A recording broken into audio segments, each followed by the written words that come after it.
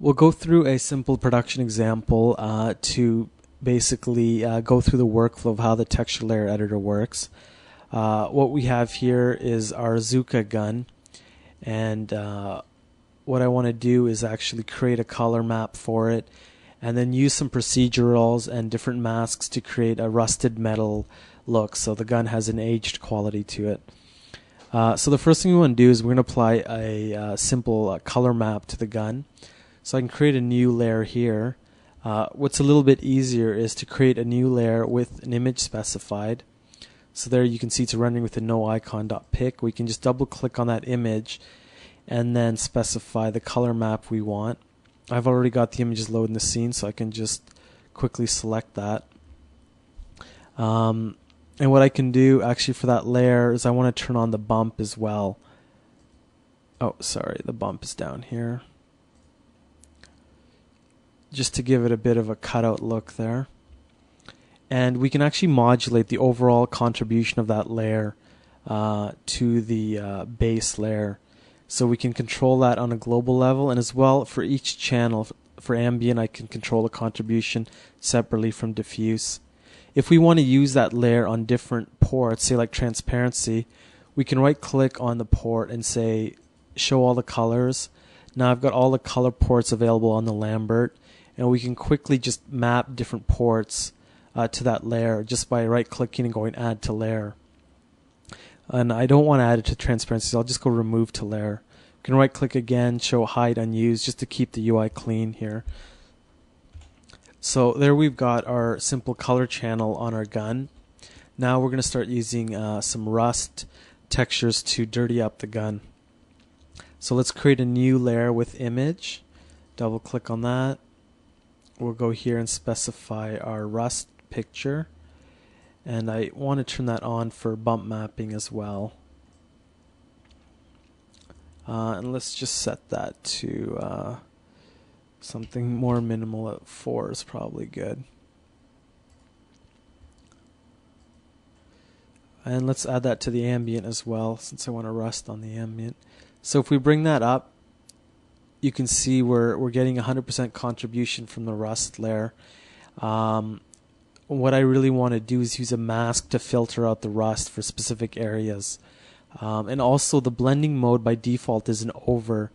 What you can do is click on that and you have the option of all the different blending modes you'll find in the mixer nodes as well. So I'm going to use a multiply, just so we multiply the RGB with the previous layer so we get something a little more realistic looking here. And what I want to do is specify a mask now to control where the rust actually appears. And we reveal the rust through the paint in certain areas. And what I can use different procedurals. For example, I'll use the snow shader in this case. And what that does is it basically creates a snow effect on all the areas that face up in the Y direction. And I'll actually use that shader to modulate where the rust appears. So we can right click. I've got various procedures I've been using in on this object already. So I can just recycle them here, or I can actually go to a browser and then get the shader from there as well. So I've got the snow shader there.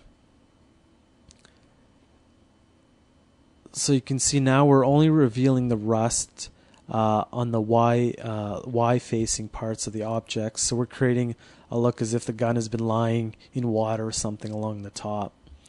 And we can go in and tune the shader as we want to modulate the actual effect. So in this case, the mask is only looking at the luminosity value of the actual procedural. So adjusting the colors won't make a difference, but leave that at the default values for now. That's not too bad. What I want to do is let's just bring down the bump here. It might be a little bit high for what I'm actually going for. So let's try something like 2, just to give it a look like the paint underneath is rusting out and is about to peel off. So you can see we're on our way to creating the look. Let's create another image, layer with image.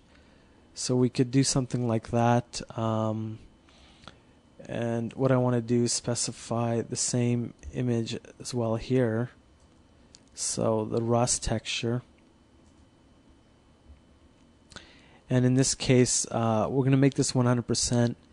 But what I want to do is use the terrain shader now to modulate the effect. So we're just going to reveal the rust in specific spots where the terrain actually shows through. So that gives it kind of more of a random rusted look, which looks pretty good actually by the default. I won't adjust that too much.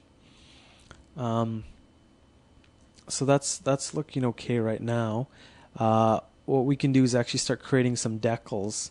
So I'm going to create a new image, and in this case we've got some decals we've got already created in our scene with a built-in alpha channel. So we can apply that to the actual gun, bring that up to 100%. So the issue in this case is we've got the decal look, but what we want to do is have the rust appear on top as if it's rusted out the decal as well. So this has got to go below the rust layer. So what we can do is just move those up, and you can see as we're moving it up, the rust effects are being applied on top to give a a much more realistic look. So I can move that again on top, and this is really nice because actually reordering this stuff in render tree is quite time consuming of disconnecting and reconnecting nodes, and this way you can quickly move things up and down to actually see the difference between having the actual snow layer on top versus below the other layer. It gives a subtle difference in the look, but it actually is often the difference between realistic or not. So let's just move that back. So we've got the rusted look. The thing is I want to use a different UV set on this, so the decals are a little more localized in specific areas. So I've created a different UV set for the gun, and I'm going to use that for that specific layer.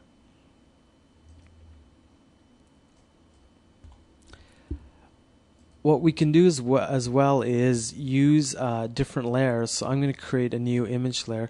What I can do instead of creating new images is we can just drag and drop this to a new layer, and that'll get created automatically. So let's just go here, add that as a new layer.